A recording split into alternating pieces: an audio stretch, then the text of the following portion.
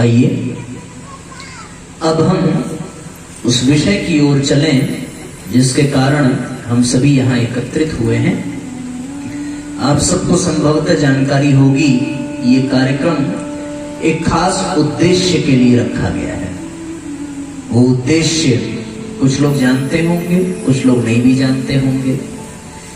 प्रसादियां बिना उद्देश्य के यदि कोई काम किया जाए तो वो बेकार हो जाता है, और सही उद्देश्य के साथ कोई काम किया जाए तो उसका बहुत लाभ मिलता है। उसी तरीके से आप सब जानते होंगे कि हमारे ये रमेश सिंह जी हैं, इनके सुपुत्र हैं अमन जी। आज उनका जन्मदिन है और उनके जन्मदिन के उपलक्ष्य में ये कार्यक्रम रखा गया है। उद्देश्य है कि उनके जन्मदिन को उत्सव के रूप में मनाया जाए, लेकिन कार्यक्रम रखा गया है तो इस कार्यक्रम का उद्देश्य ये है कि किस प्रकार से हम अपने पूरे जीवन को उत्सव बना सकते हैं, इसका तरीका क्या होना चाहिए। व्यक्ति का जब जन्मदिन आता है तो निश्चित रूप से वो दिन उसके लिए बहुत महत्वपूर्ण होता है। आजकल तो जो 60-70 के ऊपर के हैं वो भी अपना जन्मदिन मना रहे हैं। अभी एक 90 वर्ष के हमारे बाबूजी हैं बरसठी के, वो भी क्षत्रिय ही हैं, वो भी अपना जन्मदिन आज भी मनाते हैं। अभी पिछले साल उन्होंने 91वां साल अपना मनाया। तो और उनके जन्मदिन पर बहुत सारे लोग एकत्रित होते हैं। कहने का अर्थ यह है कि व्यक्ति बहाना ढूंढता है जीवन में उत्सव को लाने के लिए। वो किस प्रकार से 10 लोगों से मिल सके, लोगों से बातचीत कर सके, लोगों के साथ आनंद ले सके, ऐसा वो करते हैं। और हमने तो एक सज्जन को देखा कि वो अपना विवाह दिवस भी 70 साल की उम्र में मनाते थे। अब तो बेचारों उन्होंने शरीर छोड़ दिया, तो 70वीं वर्षगांठ विवाह दिवस की वो मना करके गए। एक दिन हमारे मन में आया, हमने पूछा कि विवाह दिवस तो भाई ये नए लोग मनाते हैं, हैप्पी मैरिज एनिवर्सरी, आप 70 साल के हो गए उसके बावजूद भी अपना विवाह दिवस मनाते हैं। तो उनके कई दांत टूट चुके थे, जबान लड़खड़ाती थी। लड़खड़ाती हुई जबान में उन्होंने कहा कि हम पता है क्यों मनाते हैं। हमने कहा बताइए। तो उन्होंने धीरे से कान में कहा कि जब विवाह दिवस में यज्ञ के मंडप में पंडित जी कहते हैं कि वर और कन्या को बुलाइए, तो उस समय बड़ा सुकून मिलता है। उस समय लगता है कि नहीं हम भी जवान हैं, हम भी वर बनने के योग्य हैं। मैं बस इतना सुनने और महसूस करने के लिए विवाह दिवस मनाता हूँ। अपना अपना तरीका है सबका उत्सव मनाने का, लेकिन परम पूज्य गुरुदेव ने कहा कि सिर्फ एक दिन को उत्सव के रूप में मनावें और बाकी दिन रोते बिलखते तड़पते हुए बिता दें, ये बुद्धिमानी नहीं कही जाएगी। ये तो मूर्खता होगी कि हम एक दिन, वो कहावत है ना, 4 दिन की चांदनी फिर अंधेरी रात, हम कुछ ऐसा करें कि जीवन भर चांदनी बनी रहे, अंधेरी रात हमारे जीवन में कभी आए ही ना। तो गुरुदेव ने एक सूत्र दिया कि कुछ ऐसा करने की आवश्यकता है कि जन्मदिन का जो उत्सव है हम उसको इस तरीके से मनाएं कि पूरा जन्म, पूरा जीवन उत्सव बन जाए, और जिस जीवन को, जिस जन्म को पाने के लिए देवता भी तरसते हैं, उस जन्म को हम सार्थक बना सकें। आज का जो इंसान है साथियों, वो इंसान अपने जीवन को जानवरों जैसा जी रहा है। लोगों के लिए ये जीवन बोझ बन गया है। लोगों के मन में इतना दुख है, इतनी परेशानियां हैं, इतनी कठिनाइयां हैं, इतना कष्ट है, इतनी शिकायतें हैं, इतना निराशा है और इतनी हताशा है, इतनी नकारात्मकता है कि वो अपने जीवन में आनंद को भूल गए हैं, वो अपने जीवन में उत्सव को भूल गए हैं। और उस उत्सव को याद करने के लिए वो अनेकानेक तरीकों के माध्यम से तमाम तरह के उत्सव मनाते हैं, कभी जन्मदिन के माध्यम से, कभी विवाह दिवस के माध्यम से। पर हम आज कुछ ऐसी बातों पर चर्चा करें कि पूरा का पूरा जीवन उत्सव बन जाए, ताकि हमारे जीवन में रोज आनंद रहे, हमारे जीवन में रोज उल्लास रहे, हमारे जीवन में रोज प्रसन्नता रहे। सिर्फ एक ही दिन की प्रसन्नता हमें नहीं चाहिए। आज आप भगवान के सामने बैठे हैं, भगवान की प्रतिमा के सामने बैठे हैं और ये विश्वास कर रहे हैं कि भगवान हमारे साथ बैठा हुआ है, तो आपको ये प्रार्थना आज करनी चाहिए कि प्रभु हमें एक दिन की खुशी नहीं चाहिए, हम जीवन भर प्रसन्न रहें, हंसते हुए मुस्कुराते हुए जीवन व्यतीत करें। इस भाव के साथ हमें अपने जीवन जीने की आवश्यकता है। और ये तभी संभव है साथियों, जब हम उन विचारों से जुड़ सकें, उन सिद्धांतों से जुड़ सकें, उन संकल्पों से जुड़ सकें जो जीवन को उत्सव में बदल दे। उन सिद्धांतों से जुड़ करके, उन आदर्शों के पथ पर चल करके हम एक बार तो देखें, जिसको प्राप्त करने के पश्चात लोग महामानव बन जाते हैं, लोग संत बन जाते हैं, लोग सिद्ध बन जाते हैं। आज हमें उन विचारों, उन सिद्धांतों, उन आदर्शों पर विचार करने की आवश्यकता है। अभी तक क्या होता था कि हम सब लोग जब अपने बच्चों का जन्मदिन, तो हम लोग अपने बच्चों का जन्मदिन कैसे मनाते आए हैं अभी तक कि बच्चों को नया कपड़ा ला करके देते हैं, उस दिन जो है केक सजाया जाता है, उसमें मोमबत्तियां लगाई जाती हैं और उसके बाद सब लोग एकत्रित होते हैं, मोमबत्तियों को फूंक करके बुझाया जाता है, फिर केक काट करके सबको खिलाया जाता है। आजकल तो नया ट्रेंड चला है कि केक काटने से पहले उसको निकाल के उसके गाल पे भी पोता जाता है, ताकि उसको पूरा बंदर बना दिया जाता है ना? ऐसा है ना प्रचलन में। आप सब लोग भी मस्ती मजाक में करते होंगे।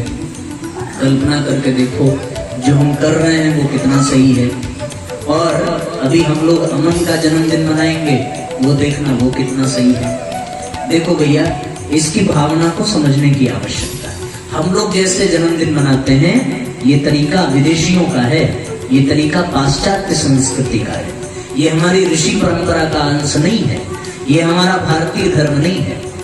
हम लोग जब अपने बच्चों का जन्मदिन मनाते हैं तो उसमें क्या करते हैं, मोमबत्तियों को बुझाते हैं, बुझाते हो और बुझ जाती है तो फिर सब लोग तालियां बजाते हैं, ठीक है ना? आप लोगों ने देखा होगा हमारे भारतीय धर्म में, भारतीय संस्कृति में जलता हुआ दीपक बुझ जाए तो उसको अपशकुन माना जाता है। माना जाता है कि नहीं? माना जाता है। दीपक जलता हुआ बुझ जाए, आप आरती करो और दीपक बुझ जाए तो मन में कितना कष्ट होता है। दीपक बुझ जाए तो उसको अपशकुन माना जाता है, लोग दुख व्यक्त करते हैं। और साथियों, जन्मदिन के दिन हम लोग मोमबत्तियां बुझा करके और तालियां भी बजाते हैं। इसका मतलब क्या हो गया कि जब बुझा दिया तो जीवन में अंधकार आ गया, और अंधकार आने पर लोग खुशी मनाते हैं और तालियां बजाते हैं। तो कितना गलत असर बच्चे के ऊपर जाएगा। दूसरी चीज कि केक काटने की जो परंपरा है, वो केक काटना हम अपने बच्चों से ही कराते हैं। यदि वो 1 साल का है और वो चाकू भी नहीं पकड़ सकता, तो उसके माँ बाप उसके हाथ में चाकू पकड़ाते हैं, फिर उसके हाथ को पकड़ते हैं और फिर उसी से केक कटवाते हैं। और आगे चल करके जब वही बच्चा आतंकवादी बन जाए तो आपको आश्चर्य नहीं करना चाहिए, क्योंकि उसको हाथ पैर भी चलाने नहीं आया था और आपने उसके हाथ में चाकू पकड़ा दिया था। और फिर वो आगे चल करके चाकू चलावे तो क्या बुरा करेगा? वो तो दावे के साथ कह सकता है, सब आप तो हर साल चाकू पकड़ाते हो, तो फिर आप चाकू पकड़ना सीख ले। अच्छा, एक और तीसरी चीज उसमें जुड़ जाती है कि जिसका जन्मदिन रहता है उसका नाम केक के ऊपर लिखा रहता है। देखा है ना? चिंटू का जन्मदिन है तो चिंटू लिखा रहेगा, और जब चिंटू का जन्मदिन आएगा और चिंटू को चाकू पकड़ाया जाएगा तो चिंटू में से च को काट करके अलग कर देंगे। तो च जब कट के चला गया तो बच गया अंटू। अब वो चिंटू अंटू घंटू तो बनेगा ही बनेगा। लोग कहते हैं साहब नाम तो रोशन करो, और आप तो अपने ही हाथ से अपना नाम काट रहे हो। तो फिर इसका मनोवैज्ञानिक प्रभाव बच्चों के ऊपर पड़ता है, और फिर बच्चों के ऊपर संस्कार कभी नहीं आ सकता। उनका संस्कार तो यहाँ जन्मदिन संस्कार के माध्यम से मनाया जाना चाहिए था, लेकिन आपने विदेशियों की नकल करके, पाश्चात्य सभ्यता का नकल करने के बाद जो जन्मदिन आपने मनाया, उसके बाद वो बच्चे बिगड़ जाएं तो फिर कोई इसमें आश्चर्य की बात नहीं होनी चाहिए। जन्मदिन एक ऐसी घटना है हमारे जीवन की जिसको हर व्यक्ति बहुत ही महत्वपूर्ण समझता है। सबके जीवन में लाखों करोड़ों घटनाएं घटती हैं, लोग उससे प्रभावित भी होते हैं, लेकिन लोगों के जीवन में सबसे महत्वपूर्ण घटना जो घटती है साथियों, वो है उनका अपना जन्मदिन। यदि ये घटना न घटे तो कोई इस धरती पर आ ही नहीं सकता, और जो आया है वो इसीलिए आया है क्योंकि उसने कभी न कभी जन्म लिया होगा। अच्छा, आप एक बात बताओ, आपने कभी किसी कुत्ते को जन्मदिन मनाते देखा है क्या? बताओ, देखा है? कभी किसी गधे ने आपको अपने जन्मदिन की पार्टी में निमंत्रित किया? अभी अमन को आप गधा मत समझ लेना, वो तो लड़का है भाई, उसे आप गधा मत समझ लेना। लेकिन किसी गाय, भैंस, कुत्ता, बिल्ली किसी ने आपको अपने जन्मदिन पर नहीं बुलाया होगा, क्योंकि उनको अपने जन्मदिन से कोई मतलब नहीं है। लेकिन जन्मदिन मनाने की छूट भगवान ने सिर्फ और सिर्फ इंसान को दी है। जानवर नहीं जन्मदिन मना सकता, और मनाए कैसे उसे तो पता भी नहीं होता कि उसका जन्मदिन था कब। लेकिन मनुष्य को यह पता होता है कि उसका जन्मदिन कब है, और जिसको अपना जन्मदिन पता हो उसे यह भी पता होना चाहिए कि उसने जन्म क्यों लिया है, उसके जीवन का उद्देश्य क्या है। यदि उसके जीवन का उद्देश्य उसे नहीं पता है और वो हर साल अपने जन्मदिन को मना रहा है, तो इसका एक ही अर्थ है कि उसमें और उन जानवरों में कोई अंतर नहीं है, क्योंकि उन जानवरों को भी अपने जीवन का उद्देश्य नहीं पता है, और जो जन्मदिन मना रहा है उसे भी अपने जीवन का उद्देश्य नहीं पता है। उन जानवरों को भी नहीं पता कि उन्हें अपने जीवन में क्या करना चाहिए, कब करना चाहिए, कैसे करना चाहिए, और मनुष्य को भी नहीं पता कि उसे अपने जीवन में क्या करना चाहिए, कैसे करना चाहिए, कब करना चाहिए। तो साहब फिर मनुष्य और जानवर में कोई अंतर नहीं रह गया। इससे अच्छा होता कि आप अपना जन्मदिन न मनाते। यदि जन्मदिन आप मना रहे हैं तो आपके मन में ये विचार आना चाहिए कि जिसे हम मना रहे हैं, जिस पर हम नृत्य कर रहे हैं, गाने सुन रहे हैं, सबको खिला पिला रहे हैं, हजारों खर्च कर रहे हैं, उस जीवन को किस उद्देश्य के लिए परमात्मा ने दिया है, उस जीवन का लक्ष्य क्या होना चाहिए? बताओ, किसी को पता है अपने जीवन का लक्ष्य? किसी ने विचार किया है? चलो भैया अमन, तुम्हारा जन्मदिन है आज, तुम्हें किसी ने बताया कि तुम्हें भगवान ने किस लिए जन्म दिया है? किसी ने आज तक बताया? न किसी ने बताया होगा, और ना ही आपने किसी से पूछा होगा। अभी तो आप छोटे ही हैं, पर बड़े लोगों को भी विचार करने की आवश्यकता है साथियों कि हमें ये जन्मदिन भगवान ने मनाने के लिए दिया है, तो इसका उद्देश्य क्या होना चाहिए। बिना उद्देश्य के यदि हमारा जीवन बीत जाए तो हम लाखों करोड़ों जन्मदिन मनाते चले जाएं, उसका कोई फर्क नहीं पड़ता। एक बात। दूसरी बात, एक प्रश्न आपसे और पूछूंगा। अब बताओ, जन्मदिन खुशी का पर्व है या दुख का पर्व है? बताना जरा, है नहीं? कितने लोग मानते हैं खुशी का है? हाथ उठाओ जरा। खुशी का मानने वाले कितने लोग हैं? और माता जी ने दोनों हाथ उठाया, इसका मतलब बहुत ज्यादा खुशी होती है।